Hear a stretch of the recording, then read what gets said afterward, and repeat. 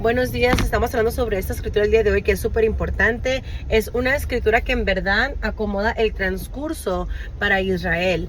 De hecho, es un momento enorme en su historia de que nos ayuda a hacer sentido de muchas de las tensiones que están sucediendo durante el tiempo de Jesús. Y en esta escritura encontramos el juzgado final de Dios en Israel, significando las tribus del norte. Vamos a leer aquí. Y dice, Segundo Reyes, capítulo 17, verso 5. Dice, el rey de Asiria invadió la tierra entera y por 3 años él agarró la tierra de Samaria. Finalmente, en el 9º año, el rey de Hoshes, de su reinado de él, Samaria, se cayó. Y la gente de Israel los sacaron de Asiria. Ahora, esto no solamente fue vengan y castiguen, no fue que se morían de hambre, sino que mientras la escritura continúa, va por todos los cuentos de las fallas de Israel, de ellos armando esas cabras de oro y adorando a Baal y los profetas una y otra vez. Hemos visto la trayectoria de los reyes malvado tras malvado tras malvado, y Dios finalmente ha tenido suficiente, han sido invadidos y se los han llevado en cautiverio, los han removido de la tierra. Eso es parte de acuerdo desde el principio, de que la bendición de Dios es la tierra de su gente, es por medio de ellos que todo el mundo entero será salvado. Así que estas tribus del norte aquí han estado sacados de ese juzgado, han roto ese pacto entre Dios y su gente una y otra vez, y Dios los ha removido de la tierra, llevándolos en el cautiverio. Ahora, ¿se llevó a todos de ellos? ¿Cada uno de ellos fue removido? No cada persona de influencia, de riquezas, de lealtad, gente en posiciones en gobierno, sacerdotes, todos fueron sacados de la jugada y fueron acomodados en otros lugares de este imperio de Asiria, de que hubieran sido el beneficio de Asiria, los sacaban de ahí, y algunas personas quedaban ahí, personas que eran pobres, que eran más mayores, gente que no podían trabajar como esclavos en otras áreas. Así que había como que pedacitos que sobraban ahí, pero para asegurarse que se quedaban en las manos de los Assyrians, es lo que sucedía, de que el reino de Asiria transportó a grupos de personas de Babilonia, Cutha, Ava, Hamath y Sabarium, y se quedaron ahí en los pueblos de Samaria, en el pueblo de Samaria, reemplazando a la gente de Israel. Tomaron posesión de Samaria y vivieron ahí en sus pueblos, pero desde que esos foráneos no adoraban a Dios, cuando ellos llegaron, Dios mandó algunos leones para mandar. Así que el mensaje se le mandó al rey de Asiria: la gente que has mandado para vivir en ese pueblo no conocen las costumbres del Dios de la tierra, y ha mandado leones para destruirlos porque no lo han adorado correctamente. Así que el rey de Asiria dijo: manden a uno de los sacerdotes de vuelta a Samaria, permitan que vivan ahí y enseñarle a los nuevos las costumbres religiosas de la tierra. Así que uno de los sacerdotes que fueron ahí sacados regresaron a Betel y les enseñaron a los nuevos cómo adorar a Dios. De hecho, no solamente adoraban a Dios, sino que hacían todas las cosas en eso. Y había un sacerdote quien se había separado de Jerusalén por un periodo de tiempo. Así que esta adoración de Dios, aunque algunas de las costumbres eran correctos, algunos de los principales eran correctos, no era en el templo de Jerusalén, fue en otro lugar aquí en Samaria. Y si sientes que esa palabra es similar, la conoces en Samaria, aquí es donde agarramos la palabra samaritano. Así que cuando nos adelantamos muchos años del tiempo de Jesús, uno de los conflictos más grandes era entre los judíos y los samaritanos. ¿Quiénes eran los samaritanos? Los samaritanos eran esas personas.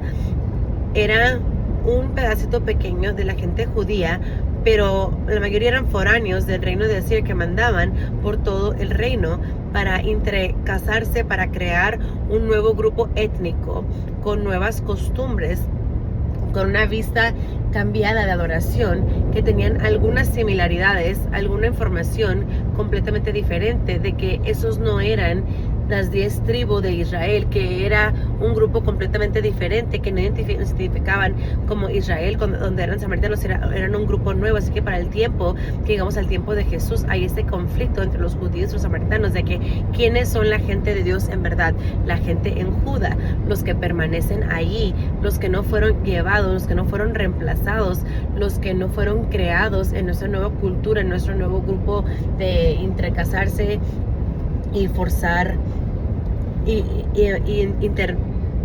mezclarlos. Y en este punto de que es una movida final también, de que aprenderemos de las tribus de Israel después de cómo se sacaron fuera y después son traídos de vuelta. Estos grupos nunca vienen de vuelta. Esas personas que son sacadas nunca regresan. Por eso los llamamos las tribus perdidas de Israel. Ahora, ¿en verdad están perdidas? No, algunos se quedaron allí, de que se intercasaron con otros, pero su identidad entre ellos han desaparecido. De los que fueron enviados a formar nuevas familias, nuevas líneas familiares en los países donde estaban, algunos murieron, algunos no se repopularon, pero la identidad de esas 10 tribus grabó la historia para siempre, de que es un grupo nuevo viviendo en esta tierra, los samaritanos, y aún están ahí miles de años después, que cuando llegó Jesús. Y él dice esta historia increíble del buen samaritano, demostrando qué tan lejos el amor corre y qué tan lejos se extiende cuando amamos a nuestro vecino, aún con un grupo como este, que no es como tú, que es de una raza diferente, religión diferente, creencias diferentes, valores diferentes, rivales, todas estas cosas. Aún así amas a estas personas. Y aquí es la razón por la cual eso es importante a la promesa de que Dios le dio a Abraham una promesa, que te voy a dar una tierra, una gran nación, y por medio de esta familia todo el mundo será bendecido. Así que aún así hay un grupo quien está en la tierra, Judá, las tribus de Judá, y entre estas tribus de Judá está ¿qué? La línea de realeza de David. Así que la promesa de Dios aún está intacto, el linaje aún sigue hacia adelante, el plan de redención aún está sucediendo, pero hay algunas personas que por su comportamiento, por su rebeldía, como se han excluido y se han ido, han dejado la promesa de Dios, se han ido del pacto, eligiendo adorar a otros dioses falsos. Pero la historia continúa. Así que mientras terminamos aquí nuestro cuento en los siguientes días, estaremos siguiendo a Judá. No significa que son perfectos, hemos visto los sub y baja en ellos, pero hay esta línea de promesa, de la línea familiar de Abraham, de Isaac, a Jacobo, las 12 tribus, y ahora se está rebajando a Judá, la línea de David, esta línea de realeza. Dios va a mandar al Salvador y va a cumplir la promesa por medio de Jesús. Ahora, una vez más, parece ser como que es una escritura normal, pero en verdad sí es importante para la historia de Israel, que escuchamos sobre la gente de Judá, que de este punto no hay esas 10 tribus de Israel, simplemente es Judá. Es donde la línea de realeza está, y como lo hemos hablado en los tiempos de Jesús, todos los judíos son de esas 2 tribus que se quedaron hacia atrás, no de las 10 del norte. Bueno, espero que eso les ayude a entender un poquito mejor y que agarren un poco de información el por qué los samaritanos fueron tan odiados, porque había tanta rivalidad, porque ellos eran un grupo completamente diferente de personas. Fue una cultura forzada a mezclarse, y el trabajo de este reino de Asiria que hizo todo eso cientos de años antes del tiempo de Cristo. Pero bueno, con eso hay que tomar pausa aquí, hay que orar y comenzar nuestro día aquí junto. Dios Padre Celestial, te agradecemos por el día de hoy, te agradecemos por tu misericordia, te agradecemos por tu perdón. Y Dios, simplemente mientras vemos este cuento aquí, vemos esta consecuencia severa, pero Dios a la misma vez no fue rápido en venir, no fue de un lado a otro, de que tu deseo, Señor, tu deseo es de que nos arrepientamos, de que te sigamos a ti, y tú nos das tantas oportunidades.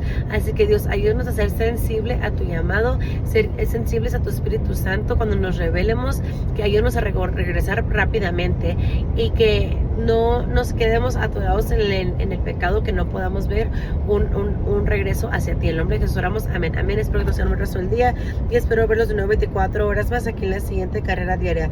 Los amo, adiós.